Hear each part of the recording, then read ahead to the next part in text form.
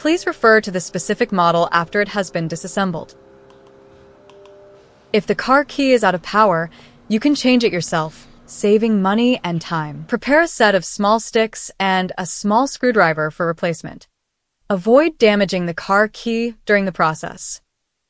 Locate the screws on the back of the car key. Unscrew the screws with a small screwdriver. Insert the small stick into the side groove. Gently pry open the back cover. Insert the small stick into the side groove. Gently pry open the back cover. Insert the small stick into the side groove. Gently pry open the back cover. Gently detach the battery. Replace it with a graphene large-capacity battery for automobiles. The cover is back to the back panel. Tighten the screws again. In this way, the key was resurrected with full blood.